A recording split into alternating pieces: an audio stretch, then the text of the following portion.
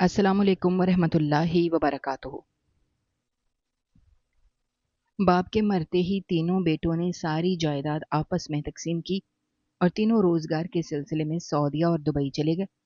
माँ अपने छोटे पैदाइशी माजूर बेटे के साथ तन्हा रह गई। वो माजूर दिन भर सड़क पर बैठकर लोगों के जूते पालिश करता और अपना और माँ का पेट पालता। कई साल बाद भाई जो वतन वापस लौटे तो बाप के उस खस्ता हाल मकान का भी हिस्सा मांगने लगे। माजूर तनवीर ने मकान तीनों भाइयों को हिस्सा दे दिया। बूढ़ी मां को लेकर जैसे ही घर से निकलने लगा, पूरा मोहल्ला ज़ारो कतार रोने लगा, क्योंकि मैं बेयकीन नजरों से अपने तीनों भाइयों को देख रहा था, जो मेरे सामने बैठे मेरे उस खस्ता हाल घर को बेचने की बात कर रहे थे। बड़े भाई कुछ कहते इससे पहले ही मैं बोला, हमारे पास इस घर के अलावा कुछ नहीं है। जो बाबा की जायदाद थी उसमें से 4 हिस्से होने चाहिए थे, लेकिन आप लोगों ने सिर्फ 3 हिस्से किए। मैंने कुछ भी नहीं बोला, और अब आप चाहते हैं कि मैं इस आखिरी जमा पूंजी को बेच दूं? मैं और मेरी माँ कहाँ रहेंगे? मेरी बात सुनकर वो बोले, ये हमारा दर्द सर नहीं है।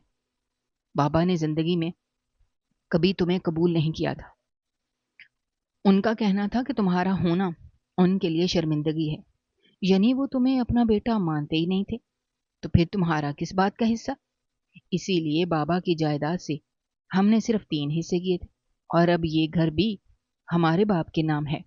मुझे पैसों की जरूरत है और हम इस घर को बेच रहे हैं, तकरीबन 20 लाख रुपए में के करीब इस घर की कीमत लगी है, और वो पूरे पैसे हम तीनों आपस में बांट लेंगे। उनकी बात सुनते ही मेरे बराबर में बैठी मेरी बूढ़ी माँ चिल्लाई, खुदा के अजाब से डरो। मेरा माजूर बेटा सड़कों पर बैठकर लोगों के जूते पालिश करके इस घर का गुजारा कर रहा है, और तुम हमसे हमारी छत छीनना चाहते हो? एक भाई अपने दूसरे भाई को इस तरह गिराना चाहता है? हम कहाँ जाएंगे? अम्मी की बात सुनकर वो बोले, आपको मैंने बोला था कि मेरे साथ चलें। मैं आपको अच्छे ओल्ड होम में दाखिल करवाऊंगा, महीने के पैसे भी उन्हें दूंगा, ताकि आपका अच्छे तरीके से देखभाल हो। मगर आप बिला वजह इसके साथ रह रही हैं। अगर हमदर्दी करती रहीं तो इसी तरह जलील होंगी। हमें ये घर बेचना है, हमारे बाप की मलकियत है। आप लोग अपना ठिकाना तलाश कर लें, हम मजबूर हैं। ये कहकर वो तीनों उठे थे और घर से चले गए थे, जबकि मैं अपना सर थाम कर बैठ गया था। मेरे अंदर इतनी हिम्मत नहीं थी कि मैं माँ को लेकर सड़कों पर घूमता। एक घर था जिसका चूल्हा बहुत मुश्किल से जल पाता था, और अब ये लोग हमसे ये आखिरी ठिकाना भी छीनना चाहते थे। सोचकर ही मेरी जान निकलने के दर पर आ गई थी। चंद लम्हे बाद मेरी माँ मेरे कांधे पर हाथ रखकर बोली, बेटा, हम मोहल्ले की कमेटी से बात करते हैं। इस तरह अपना घर बिखरने नहीं देंगे। इस घर के अलावा हमारे पास कोई दूसरा ठिकाना नहीं है। अम्मी की बात सुनकर मैं बोला, अगर मोहल्ला कमेटी बिठाएंगे तो बड़े भाई वकील लेकर आ जाएंगे, हम फिर से कोई कुछ नहीं कर पाते। और अम्मी, मैं नहीं चाहता कि हम भाई एक दूसरे के सामने अदालत में खड़े हों, और वो भी इस खस्ता हाल घर के लिए। मुझे पता है ये घर मेरा है, इस पर मेरा हक है, लेकिन मुझे ये भी मालूम है कि आज के दौर में सिर्फ और सिर्फ पैसों की जीत है। ये लोग पैसों के जरिए पूरा घर भी हासिल कर लेंगे और हमें चारों जानिब रुसवा भी करवाएंगे। बेहतर हाल यही है कि हमें यहाँ से जाना होगा। मेरी बात सुनकर मेरी अम्मी बोली, मगर हम कहाँ जाएंगे? तुम जूते पालिश करते हो, तुम्हारे पास इतने पैसे नहीं होते कि हम किसी किराए के मकान में रहें।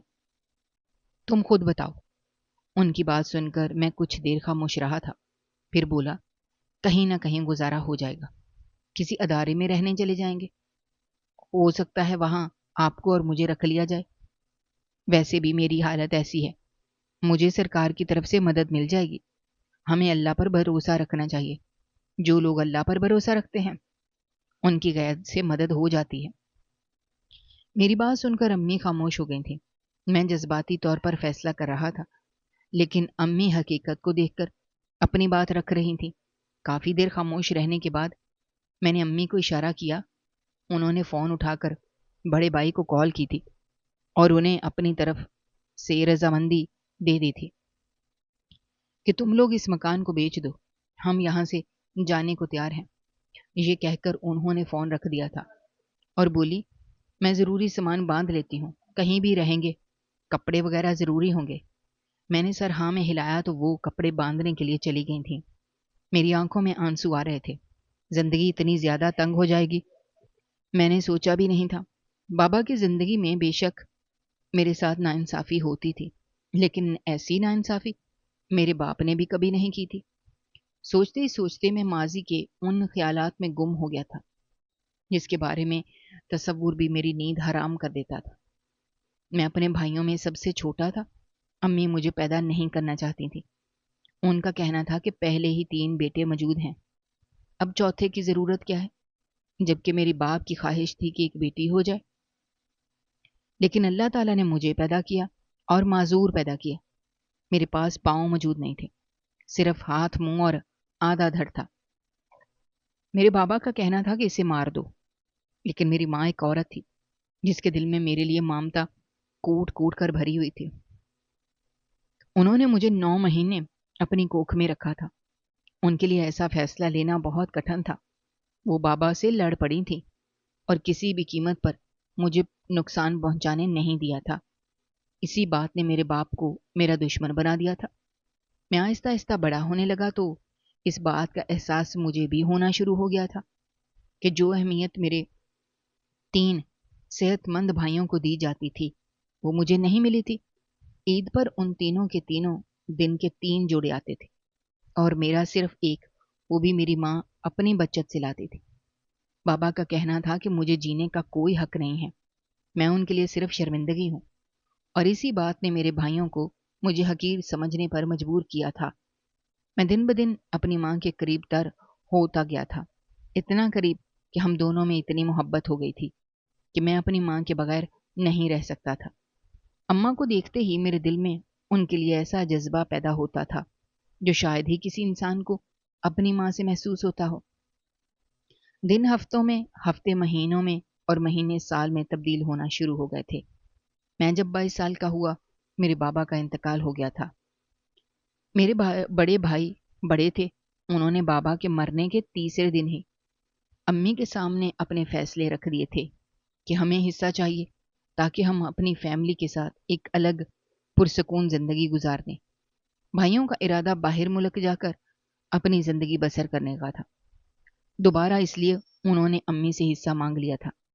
امی نے منع کیا تھا کہ میں حصہ نہیں دینا چاہتی، چاروں بھائی مل کر اس گھر میں رہو، اپنی زندگیاں بناؤ، تمہارا باپ اتنی جائیداد اور پیسہ چھوڑ کر گیا ہے کہ تم سب ایک ساتھ رہ سکتے ہو۔ لیکن تینوں بھائیوں نے منع کر دیا تھا کہ ہم اپنا حصہ اس معذور کو کیوں دیں۔ یہ لمحہ میرے لیے بہت اذیت ناک تھا۔ اس لمحے میں نے دل پر پتھر رکھ کر فیصلہ لیا تھا کہ آپ لوگ حصہ لے لیں اور یہاں سے چلے جائیں، مگر اگلا جملہ ان کا میرے لیے بہت تکلیف دہ تھا۔ ہم اسے 1 روپیہ بھی نہیں دیں گے۔ بابا اس کو اپنا بیٹا نہیں مانتے تھے، اور ویسے بھی یہ پیسے لے کر کیا کرے گا، نہ اس کے پاس پورا وجود ہے اور نہ ہی عقل۔ امی بولی، تم تینوں کے ساتھ میں نہیں رہوں گی، میرا رہنے کا ارادہ اپنے چوتھے بیٹے کے ساتھ ہے، اور جو بھی حصہ اس کا بنے گا تم لوگوں کو دینا پڑے گا۔ اس کی بات سن کر وہ بولے، یہ بات آپ ذہن سے نکال دیں کہ اس کو کوئی حصہ ملے گا۔ اگر آپ کو اعتراض ہے تو ہم کیس کرنے کو تیار ہیں، اور آپ کو ہم کسی اچھے اولڈ ہوم میں رکھ سکتے ہیں جہاں آپ کی اچھے سے دیکھ بھال ہوگی۔ مہینے کے مہینے ہم تینوں وہاں پیسے بھی دیں گے تاکہ آپ کا زیادہ اچھے طریقے سے خیال رکھا جائے۔ اب فیصلہ آپ پر ہے، آپ رہنا چاہتی ہیں یا نہیں، یا پھر اس کے ساتھ اپنی زندگی خوار کرنا چاہتی ہیں، کیونکہ یہ آپ کو کبھی بھی سکھ نہیں دے سکے گا۔ امی رونا شروع ہو گئی تھیں۔ میں نے آگے بڑھ کر امی کا ہاتھ پکڑا تھا اور انہیں دیکھتے ہوئے بولا، بے شک میں اپنی ماں کو وہ سکون نہیں دے سکتا جو ایک مکمل بیٹا دیتا ہے، لیکن میں پوری کوشش کروں گا اپنی ماں کا خیال رکھنے کا، ان کے حقوق پورے کرنے کا۔ تم لوگ جانا چاہتے ہو تو چلے جاؤ، ہمیں کوئی اعتراض نہیں ہے، اور بابا کی جائیداد کے 3 حصے ہی کر لو، کیونکہ تم سے لڑنا میرے بس سے باہر ہے۔ جن لوگوں میں انسانیت مر چکی ہے ان سے مقابلہ نہیں کیا جاتا۔ یہ کہہ کر میں اپنے کمرے میں چلا گیا تھا، اور اگلے 3 دن میں انہوں نے بابا کی فیکٹری، ان کی جائیداد سب بیچ دی تھی۔ صرف ایک ہمارا پرانا مکان رکھا تھا جو شاید ان کو یاد نہیں تھا۔ سب کچھ ہاتھ سے چلے جانے کے بعد امی اور میں اپنا سامان لے کر اس گھر میں اپنی زندگی شروع کر چکے تھے۔ نہ میرے دل میں پیسوں کی لالچ تھی، نہ میری ماں کے دل میں، اسی لیے ہمیں فرق بھی نہیں پڑا تھا۔ وقت گزرتا رہا اور اب پورے 5 سال گزر گئے تھے۔ اس درمیان میں نے بہت سی مشکلات کا سامنا کیا تھا۔ گھر میں فاقے کی نوبت تھی، مگر ہم ہمت نہیں ہارتے تھے۔ امی اکثر سلائی کے کپڑے لے لیا کرتی تھیں۔ ان کی بنائی بہت کمزور ہو گئی تھی، مگر اس کے باوجود وہ میری خاطر کام کرتی تھیں تاکہ گھر کا چولہا جل سکے۔ میں بھی سڑک پر بیٹھ کر لوگوں کے جوتے پالش کرتا تھا۔ جو پیسے ملتے تھے اس سے ہم راشن ڈال لیتے تھے۔ لیکن اب ان کا 5 سال بعد بیرون ملک سے واپس آنا اور اب اس گھر کا مطالبہ بھی کرنا میرے لیے اور میری ماں کے لیے بہت ہی مشکل تھا۔ میں جذبات میں رہ کر فیصلہ دے چکا تھا کہ یہ گھر بھی لے لو، مگر اب مجھے حقیقی پریشانی ہو رہی تھی کہ اگر یہ گھر چلا گیا میں اپنی ماں کے ساتھ کہاں رہوں گا؟ میرے پاس اتنی آمدنی نہیں ہے کہ میں اپنا گزارا اپنی ماں کے ساتھ کرائے کے مکان میں کر پاؤں۔ مجھے اب شدت سے رونا آ رہا تھا۔ آنکھوں سے آنسو بھل بھل بہنا شروع ہو گئے تھے۔ چند لمحے گزرے تھے، کمرے کے دروازے پر دستک ہوئی تھی۔ امی کمرے میں داخل ہوئی تھیں۔ میں نے فوراً اپنے آنسو صاف کر لیے تھے۔ امی مجھے روتا ہوا دیکھ چکی تھی۔ وہ میرے قریب آئی اور میرے کندھے پر ہاتھ رکھ کر بولی، بیٹا حوصلہ کرو، اب فیصلہ لے لیا ہے تو ہمیں مضبوطی سے کام لینا ہوگا۔ میں نے سر کو ہاں میں ہلایا۔ وہ مزید بولی، میں نے سامان سمیٹ لیا ہے، یہاں سے نکلتے ہیں۔ میں نے سر کو ہلکی جنبش دی تھی اور ہاتھوں کی مدد سے کمرے کے باہر آیا تھا۔ جیسے ہی ہم باہر آئے، دروازے پر تینوں بھائی کھڑے ہوئے تھے۔ ہمیں دیکھتے ہی وہ اماں کو دیکھتے ہوئے بولے، ابھی بھی وقت ہے، میں نے بہت اچھا اولڈ ہوم ڈھونڈا ہے، میں آپ کو وہاں داخل کروا دوں گا۔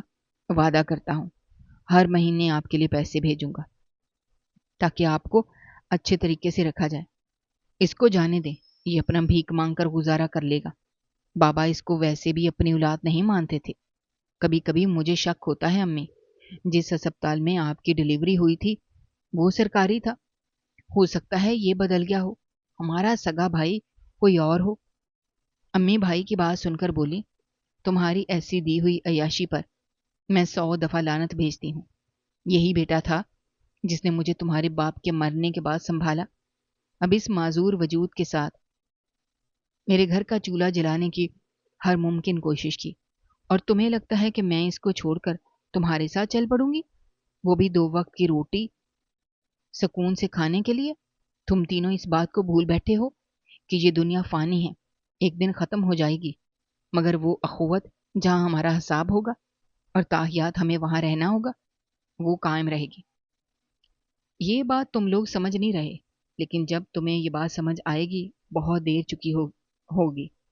میرا بیٹا مجھے سڑک پر رکھے یا کسی جھونپڑی میں رکھے، مجھے کوئی افسوس نہیں ہوگا، کیونکہ یہ میری اولاد ہے۔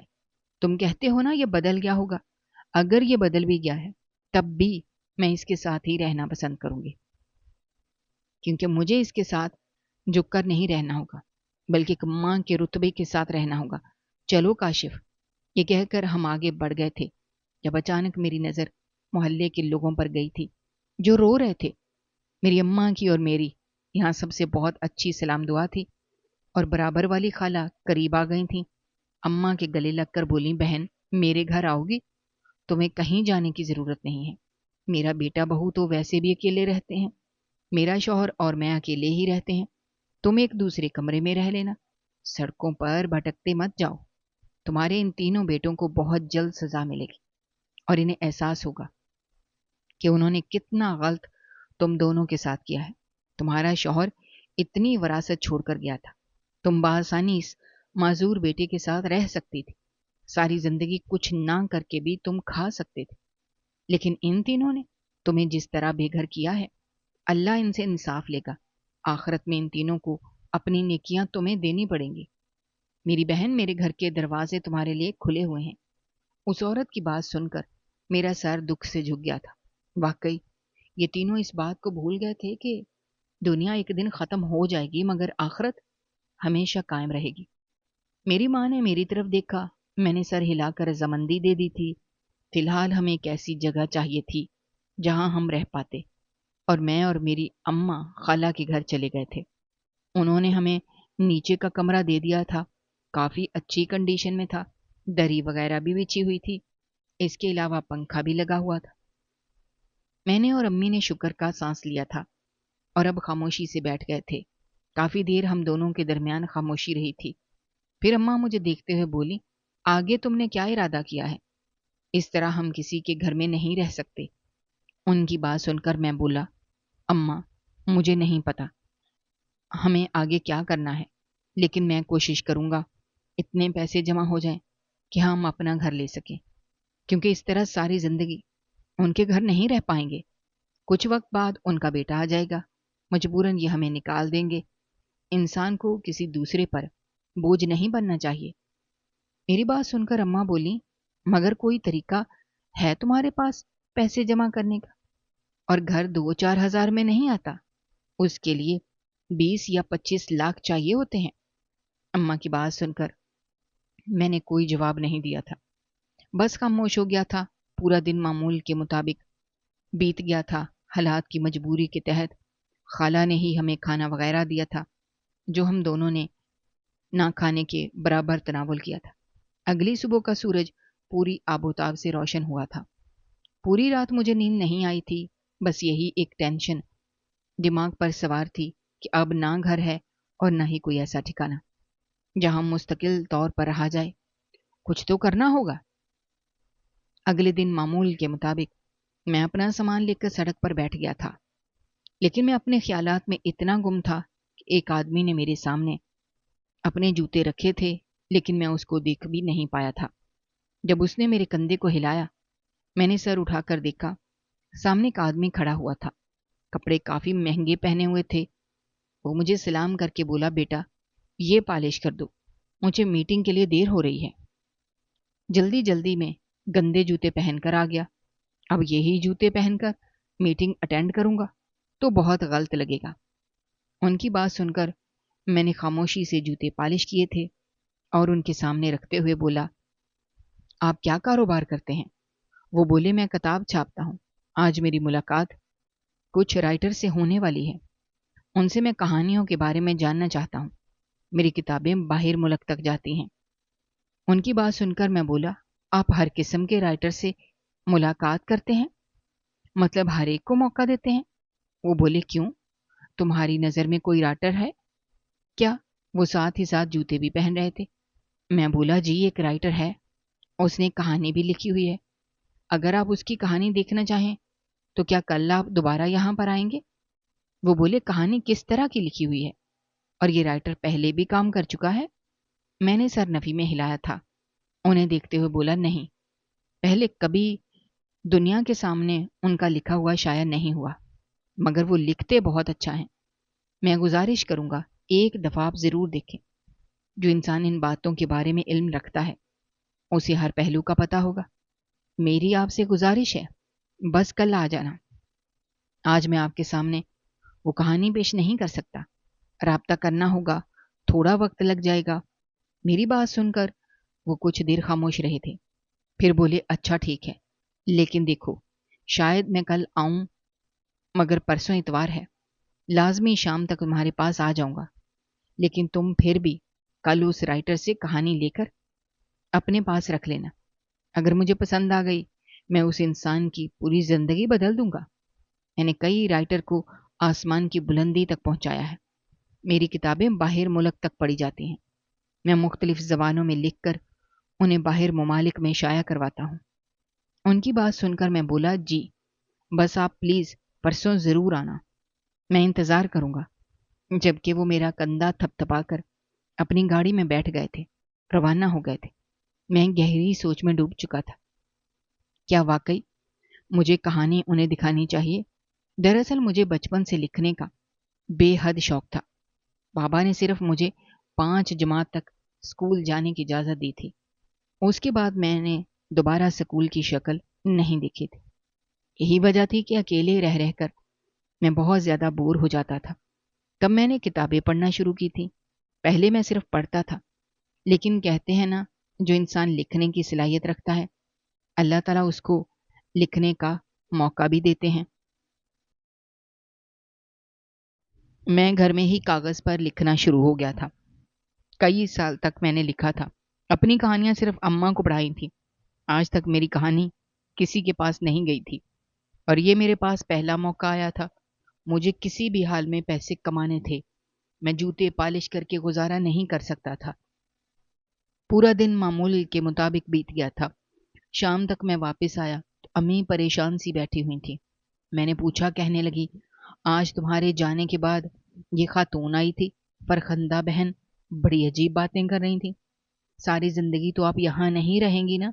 जितना जल्दी हो सके अपना बंदोबस्त कर लें। मुझे कुछ भी समझ नहीं आ रहा है।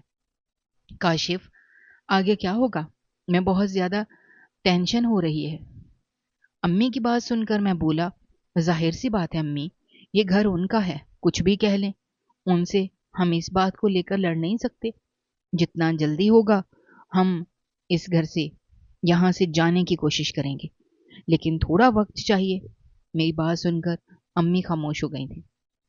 चंद लम्हे बाद मैं उन्हें देखते हुए बोला, अम्मी, मेरे वो तमाम लिखे हुए नावल कहाँ हैं जो अक्सर मैं आपको पढ़ने के लिए दिया करता था? वो बोली, मेरे सामान में है। तुम्हें पता है मैं सब छोड़ आई हूँ, सवाए उनके सबको मैं अपने साथ लेकर आई हूँ। आखिर वो मेरे बेटे ने कितनी मेहनत से वो तमाम कहानियां लिखी थी। तुम्हें चाहिए क्या? पढ़ना चाहते हो? मैं उनको देखते हुए बोला, अम्मी, आज मेरी मुलाकात एक किताब छापने वाले से हुई थी। काफी अमीर आदमी है, कई राइटर को मौका देता है। उनकी किताबें बाहर ममालिक में शाया होती हैं। मैंने सोचा अपनी एक अच्छी सी कहानी उनको भी दिखाऊंगा। मुझे उम्मीद है उन्हें मेरी लिखाई पसंद आएगी। मेरी बात सुनकर अम्मी बोली, हाँ, तुम्हारी काफी कहानियां ऐसी हैं जो छपने लायक हैं। तुम उन्हें उस मासूम बच्ची की कहानी पढ़ाना जो तुमने ज्यादती के मुतालिक लिखी थी। वो उन्हें बेहद पसंद आएगी। उसके हर जुमले में दर्द रकम है। अम्मी की बात सुनकर मैंने भी सर हाँ में हिला दिया था। मेरी माँ की पसंद कभी गलत नहीं हो सकती। अगला दिन मामूल के मुताबिक बीत गया था। मैं सड़क पर बैठा उसी समत देखे जा रहा था जहां से कल गाड़ी गई थी, मगर शाम के 7 बजने के बाद भी वो नहीं आया था। मजीद अंधेरा होता इससे पहले मैं घर के लिए रवाना हो गया था। वापस आने के बाद मैं बिल्कुल खामोश बैठा रहा था। अम्मी ने कई दफा मुझसे पूछा कि उस आदमी से मुलाकात हुई, मगर मैंने कोई जवाब नहीं दिया था। अब मेरे दिल में कहीं न कहीं एक उम्मीद बाकी थी कि कल वो आदमी जरूर आएगा, लेकिन हर उम्मीद पूरी हो जाए ऐसा मुमकिन कब है? अगले दिन भी वो शख्स नहीं आया था। मैंने अब आस छोड़ दी थी, क्योंकि मुझे समझ आ गया था मैं कुछ भी कर लूं, मैं कामयाब नहीं हो सकता। 2 दिन तक मजीद मैंने इंतजार किया था। फिर थक हार कर मैंने एक ऐसा फैसला लिया था जिसके बारे में मैं कभी सोच भी नहीं सकता था। काम से वापस आने के बाद मैं खामोश होकर बैठ गया था। अम्मी ने कई दफा बोला, मैं खाना लगाऊं तुम्हारे लिए? आज पड़ोस के घर से हमारे लिए बिरयानी आई है। मैंने खाई नहीं, तुम्हारे लिए रख दी है, कहो तो तुम्हें दूं? मगर मैंने मना कर दिया था। मेरा दिल बहुत भारी हो रहा था। मुझे समझ ही नहीं आ रहा था अम्मी से इस बारे में कैसे बात करूं। उन्होंने कितने गरूर से मेरा इंतखाब किया था, और मैं उनको वापस उस तरफ लौटने का कहने वाला था जहां वो नहीं जाना चाहती थी। तकरीबन 1 घंटा मैं इसी बारे में सोचता रहा था। फिर मैं अम्मी के सामने खामोशी से बैठ गया था। वो मुझे सवालिया नजरों से देख रही थी। मैंने उनका हाथ थाम लिए थे और उन्हें देखते हुए बोला, मैं जानता हूं अम्मी, इस वक्त आपको मेरी बात जहर लगेगी, लेकिन यही एक ऐसा वक्त है जहां हमें कठोर होकर फैसला लेना होगा। मुझे नहीं पता आगे क्या होने वाला है और हमारी जिंदगी किस तरफ मुड़ जाएगी। जब तक छत मौजूद थी हम एक साथ जिंदगी गुजार सकते थे, मैं आपके सहारे और आप मेरे सहारे। लेकिन अब हमारे पास छत नहीं है। मैं एक मर्द हूं और माजूर हूं। मुझे रहम मिल जाएगा, लोग मेरा साथ भी देंगे, लेकिन आपके साथ कोई नहीं देगा। बड़े भाई कह रहे हैं वो आपको ओल्ड होम भेज देंगे, जहां पर आप जैसी और भी खवातीन होंगी जो बेसहारा होंगी। आप उनके साथ वक्त गुजारेंगी, आपको बहुत अच्छा लगेगा। اور میں سڑکوں پر زندگی گزار لوں گا۔ جوتے پالش کرنا مجھے آتے ہیں، اس سے میرا گزارا ہو جائے گا، لیکن میں آپ کو دربدر نہیں کرنا چاہتا۔ امی، آپ اس عمر میں میرے ساتھ سڑکوں پر کیسے رہیں گی؟ مجھے معلوم ہے کچھ وقت بعد خالہ ہمیں اس گھر سے نکال دیں گی، اور یہ ان کا حق ہے، ہم انہیں برا نہیں کہہ سکتے۔ ہمارے اپنوں نے ہمارا ساتھ نہیں دیا تو یہ غیر جتنا ساتھ دے رہے ہیں، یہ بہت بڑی نعمت ہے۔ میری بات سن کر امی بولی، میں اولڈ ہوم نہیں جانا چاہتی۔ میں کیسے وہاں تمہارے بغیر رہوں گی؟ میں تمہارے بغیر جینے کا تصور بھی بھول چکی ہوں۔ تمہارے بابا کے بعد میں نے ایک تمہارا ہی تو سہارا اپنے لیے منتخب کیا ہے۔ اب میں تمہیں چھوڑ کر چلی جاؤں گی تو میں وہاں تنہا رہ کر مر جاؤں گی۔ ایسے سکون کا کیا فائدہ جہاں پر تم موجود نہ ہو؟ میں تمہیں اس لیے برباد نہیں ہونے دے سکتی۔ اگر ہم کہیں رہیں گے تو ہم ساتھ رہیں گے۔ امی مزید کچھ کہتی جب اچانک گھر کے باہر سے ایک بہت بری آواز آئی تھی۔ ایسا لگا جیسے کچھ گرا ہو۔ امی اور میں پریشان ہو کر گھر سے باہر آئے تھے، لیکن اگلا منظر جان نکال دینے والا تھا۔ ہمارا گھر پورا گر چکا تھا، اس کی چھت پوری دھنس گئی تھی، دیواریں گر گئی تھیں۔ یہ ہوا کیسے تھا کچھ سمجھ نہیں آ رہا تھا۔ امی فوراً بھاگ کر قریب گئی تھیں۔ وہاں پر کچھ لوگ کھڑے ہوئے تھے جو پریشان ہو رہے تھے۔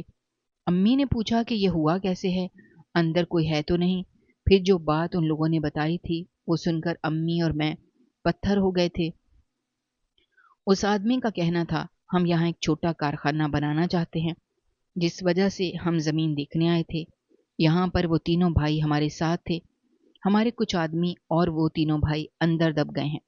وہ کس حال میں ہیں کچھ نہیں پتا۔ یعنی میرے تینوں بھائی اس ملبے کے نیچے تھے۔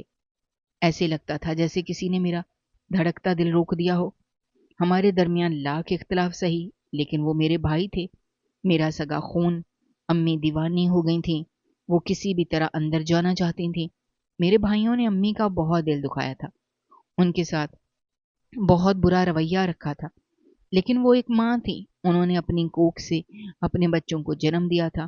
ان کی حالت بہت بے جان ہو رہی تھی۔ بہت مشکل سے امی کو روکا گیا تھا۔ فوراً ریسکیو ٹیم کو فون کر دیا تھا۔ امی اور میں بری طرح رو رہے تھے۔ میرا حشر بھی بہت برا ہو رہا تھا۔ تینوں بھائی کی فیملی بھی آ گئی تھی۔ بڑے بھائی کا ایک بیٹا تھا، اس کے علاوہ دونوں بھائیوں کے بچے نہیں تھے، ان کی صرف بیویاں تھیں، وہ بھی بری طرح رو رہی تھیں۔ جب ریسکیو ٹیم نے باڈی نکالنا شروع کی تو ایک اور لمحہ ہمارے لیے دردناک تھا۔ تینوں بھائی مر چکے تھے، اس کے علاوہ باقی ورکرز کی بھی جان چلی گئی تھی۔ ایک ملبہ انسان پر گر جائے تو بھلا وہ کیسے بچ سکتا ہے؟ گھر میں ماتم مچ گیا تھا۔ تدفین کے وقت کچھ بھی سمجھ نہیں آ رہا تھا کہ سب کیسے ہوگا، لیکن میری بھابھی ہی سب نظام سنبھال رہی تھی۔ تینوں بھائیوں کے جنازے ایک بڑے حال میں رکھے گئے تھے۔ میں ان کی میت کو دیکھ کر بالکل ٹوٹ گیا تھا۔ امی کا حال تو مجھ سے بھی زیادہ برا تھا۔ وہ ماں تھی، پہلے شوہر کھو دیا اور اس کے بعد تینوں بیٹے ایک ساتھ دنیا سے چلے گئے۔ یہ کوئی معمولی بات نہیں تھی، یہ ایک ایسا دکھ تھا جس کا کوئی مداوع نہیں کر سکتا تھا۔ وقت کی رفتار نہ کبھی تھم سکی ہے اور نہ کبھی تھم پائے گی۔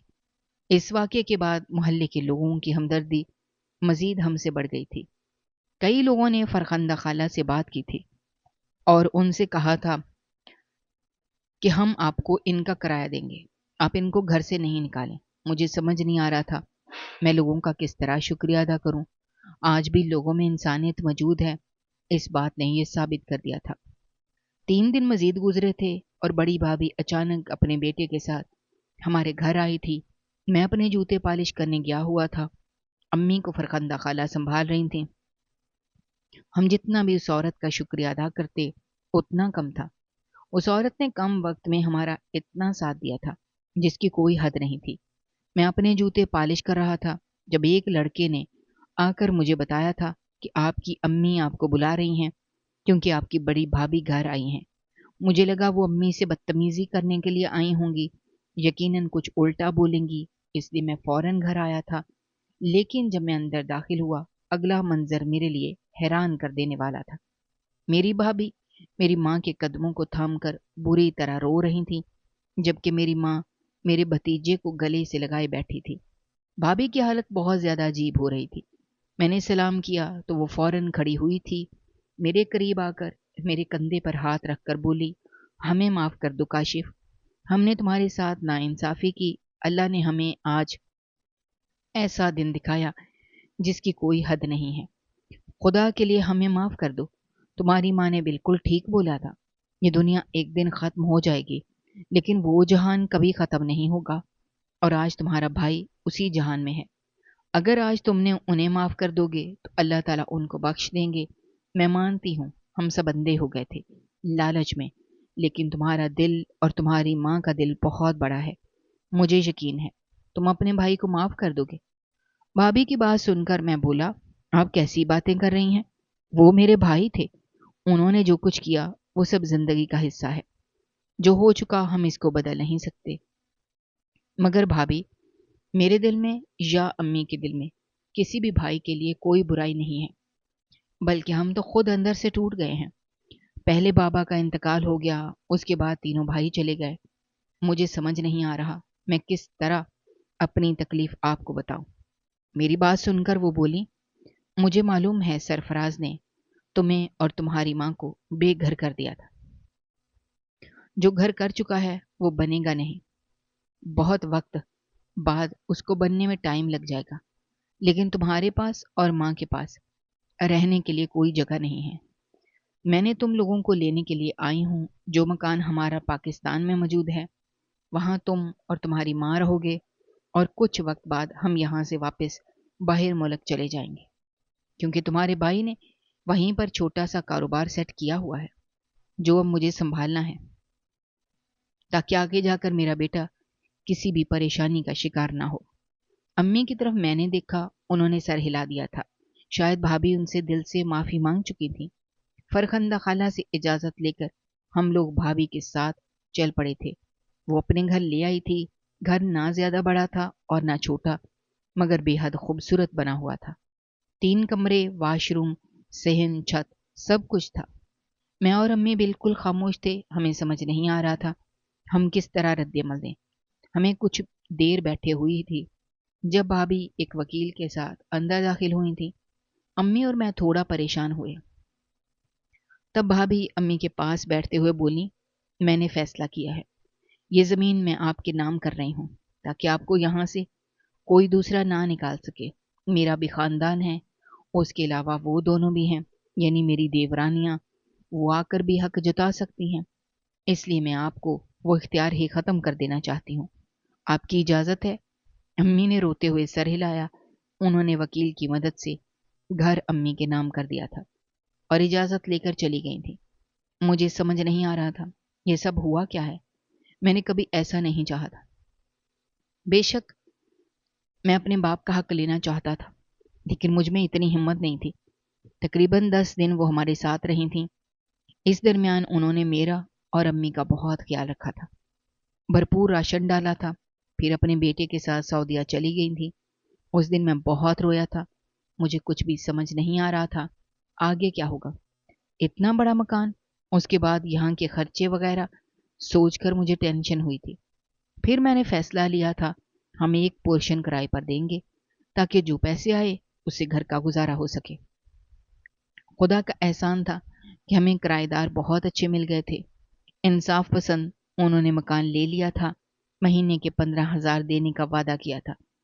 اس درمیان میں نے محنت نہیں چھوڑی تھی، جوتے پالش کر رہا تھا، ہاں بس میں نے جگہ بدل دی تھی، پہلے میں پرانے محلے کی سڑک پر بیٹھ کر جوتے پالش کرتا تھا، اب اس نئے محلے کی سڑک پر بیٹھا کرتا تھا۔ آج بھی معمول کا دن تھا، میں سڑک پر بیٹھا جوتے پالش کر رہا تھا جب ایک آدمی میرے سامنے رکھے تھے اور بولا، بہت تلاش کیا تم نے، اب جا کر تم ملے ہو۔ میں نے سر اٹھا کر دیکھا، سامنے کوئی اور نہیں بلکہ وہی کتاب چھاپنے والا آدمی کھڑا تھا، میری آنکھوں میں آنسو آ گئے تھے، وہ میرے نزدیک بیٹھ گئے تھے اور بولے، تم پرانے محلے سے کہاں چلے گئے تھے، یہاں کیسے آ گئے؟ میں میرے وہاں بہت تلاش کیا، وہاں پر میں نے لوگوں سے پوچھا تھا، انہوں نے بتایا تمہارے 3 بھائیوں کا انتقال ہو گیا ہے، تم لوگوں نے وہ جگہ چھوڑ دی ہے۔ میں روتے ہوئے بولا، سر میں نے آپ کا بہت انتظار کیا تھا، میں نے ہر امید چھوڑ دی تھی، آپ یہاں کیسے آ گئے؟ وہ بولے بس قسمت کھینچ لائی۔ اب مجھے یہ بتاؤ تم کس رائٹر کی بات کر رہے تھے اور تمہارے پاس کون سی کہانی ہے ان کی؟ ان کی بات سن کر میں کچھ دیر خاموش رہا تھا اور بولا رائٹر میں خود ہوں۔ مجھے بچپن سے کہانیاں پڑھنے کا شوق تھا، پھر لکھنے کا شوق پیدا ہوا، اور جب میں نے لکھنا شروع کیا مجھے سمجھ آیا کہ اللہ تعالیٰ نے مجھ میں یہ قابلیت رکھی ہے کہ میں کہانیاں بنا پاؤں۔ میری بات سن کر وہ بولے تمہارے پاس ابھی کوئی کہانی موجود ہے؟ میں نے سر ہاں میں ہلایا تھا۔ انہیں دیکھتے ہوئے بولا جب سے میری آپ کے ساتھ ملاقات ہوئی ہے تب سے میں نے ایک کہانی کو اپنے ساتھ مستقل طور پر رکھنا شروع کیا ہے۔ مجھے بھی ایک امید تھی کیا پتہ کبھی آپ سے ملاقات ہو جائے۔ یہ کہہ کر میں نے اپنے باکس کے اندر سے وہ تمام پرچے نکالے تھے جس پر میں نے پوری کہانی لکھی ہوئی تھی۔ میں ان کی طرف بڑھاتے ہوئے بولا مجھے امید ہے آپ کو میری لکھائی پسند آئے گی۔ میں یہی کہانی پبلش نہیں کروانا چاہتا، اس کے علاوہ بھی میں لکھ سکتا ہوں اگر مجھے تھوڑی بہت مدد مل جائے، اور آپ اس کہانی سے بس یہ اندازہ لگا لینا کہ مجھے کتنا اچھا لکھنا آتا ہے۔ میری بات سن کر وہ بولے مجھے اپنے گھر کا ایڈریس دے دو، اگر مجھے یہ کہانی پسند آ گئی میں تم سے جلد رابطہ کروں گا۔ وہ میری کہانی لے کر چلے گئے تھے۔ مجھے لگا تھا وہ پلٹ کر نہیں آئیں گے، مگر کہتے ہیں نا اللہ تعالیٰ جب دینے پر آتا ہے تو اتنا نوازتا ہے آپ سمیٹ کر تھک جاتے ہیں۔ میرے ساتھ بھی کچھ ایسا ہی ہوا تھا۔ تقریباً 15 دن بعد میرے گھر کے دروازے پر ڈور بیل ہوئی تھی۔ میں نے دروازہ کھولا تو وہی آدمی کھڑا ہوا تھا، لیکن اس کے ساتھ کافی سارے لوگ بھی موجود تھے۔ وہ اندر آیا تھا، نیچے زمین پر بیٹھ کر مجھ سے گلے لگتے ہوئے بولا تمہاری کہانی نے دھوم مچا دی ہے۔ میں نے ایک دن میں پوری کہانی پڑھ لی تھی، اگلے دن اسے شائع ہونے کے لیے بھیج دیا۔ میں نے زور دیا تھا جتنا جلدی ہو سکے اس پر کام شروع کرو۔ ٹھیک ایک ہفتے بعد اسے پاکستان کے علاوہ 4 ملکوں میں مختلف زبانوں میں شائع کیا گیا، اور اب پڑھنے والوں کا اتنا جذبہ دیکھا جا رہا ہے جس کی کوئی حد نہیں۔ تمہاری کتاب نے کروڑوں میں کمائی کی ہے، تم ایک سپر سٹار بن گئے ہو۔ یہ تمہارا انٹرویو لینے کے لیے آئے ہیں۔ ایسا لگتا تھا جیسے میرے قدموں تلے سے زمین نکل گئی ہو۔ میں نے انہیں بے یقین نظروں سے دیکھا تھا۔ میں فوراً بولا نہیں، ایسا نہیں ہو سکتا، آپ میرے ساتھ کوئی مذاق کر رہے ہیں۔ جبکہ وہ دوبارہ بولا میرے گلے لگتے ہوئے بولے میں مذاق نہیں کر رہا، میں حقیقت بول رہا ہوں۔ میں تمہیں وہ چیک دینے کے لیے آیا ہوں جو تمہارا نصیب ہے۔ جتنی بھی کمائی ہوگی وہ سب تمہارا حق ہے، میں اس میں سے ایک پھوٹی کوڑی بھی نہیں لوں گا۔ پھر اس آدمی نے جو بولا وہ سچ تھا۔ اس نے مجھے میرے پیسے دیے تھے، میرا اکاؤنٹ بنوایا تھا، پھر اس نے رقم آنا شروع ہو گئی تھی۔ ان لوگوں نے میرا انٹرویو لیا تھا اور اس انٹرویو کے بھی مجھے پیسے دیے گئے تھے۔ مجھ سے پوچھا گیا تھا کہ اگلی کہانی میں آپ کیا نشر کرنا چاہتے ہیں۔ اس کہانی کے علاوہ بھی میرے پاس کئی اور کہانیاں بھی رکھی ہوئی تھیں۔ میں نے 2-4 کے مختصر نام بتائے تھے اور خاموش ہو گیا تھا۔ دل اندر سے بھر آ رہا تھا۔ ایک وقت تھا جب میرا باپ مجھے حقارت سے دیکھتا تھا اور آج میں سپر سٹار بن چکا تھا، وقت پر لگا کر اڑتا جا رہا تھا۔ تقریباً 5 سال بعد میری پوری زندگی سر سے پاؤں تک بدل گئی تھی۔ میں نے اپنے پیسوں کے ذریعے ایک ایسی ویل چیئر منگوائی تھی جو مجھے کہیں بھی لے جاتی تھی، صرف مجھے ریموٹ کنٹرول کرنا پڑتا تھا۔ اللہ کا شکر تھا میرا آدھا جسم جو بھی تھا وہ مکمل میرے اختیار میں تھا، صرف ٹانگیں میرے پاس نہیں تھیں، لیکن آج اللہ کے دیے ہوئے آدھے جسم سے ہی میں اتنا کامیاب ہو گیا تھا کہ لوگ مجھ سے ملاقات کے لیے ترستے تھے۔ کئی لوگ اپنی کتاب پر میرا سگنیچر لینے کے لیے کئی گھنٹے میرے دروازے پر گزار دیتے تھے۔ میری امی اب کافی بوڑھی ہو گئی تھی، لیکن اب بھی وہ میرے ساتھ ہیں۔ ہم دونوں ماں بیٹے خوش ہیں۔ میں اپنے بھتیجے سے تعلق میں رہتا ہوں، اس کے ساتھ اکثر میری باتیں ہوتی رہتی ہیں۔ بھابھی سے بھی میری بات ہوتی ہے۔ اس کے علاوہ میرے 2 اور جو بھائی تھے ان کی بیویوں سے بھی میرا رابطہ رہتا ہے۔ میں تمام سننے والوں کو صرف ایک پیغام دینا چاہوں گا۔ اللہ تعالیٰ نے اگر آپ کو کالا بنایا ہے، بونا بنایا ہے یا پھر مکمل جسم کے ساتھ پیدا نہیں کیا، اس میں آپ کا کوئی قصور نہیں ہے۔ آپ کے پاس جو چیز ہے آپ اس کے ذریعے ہی محنت کریں، اللہ تعالیٰ اس محنت میں برکت ڈالے گا، مگر آپ کا ایمان پختہ ہونا چاہیے اور آپ اپنی نیت کو صاف رکھنا، تب جا کر ہی آپ کچھ کر سکتے ہیں۔ دوستو، ہماری آج کی یہ کہانی آپ کو کیسی لگی؟ کامنٹ باکس میں اپنی رائے کا اظہار کرنا مت بھولیے گا، اور اگر آپ ہمارے چینل پر نئے ہیں تو چینل کو سبسکرائب کرنا بھی مت بھولیے گا۔ شکریہ، اللہ حافظ۔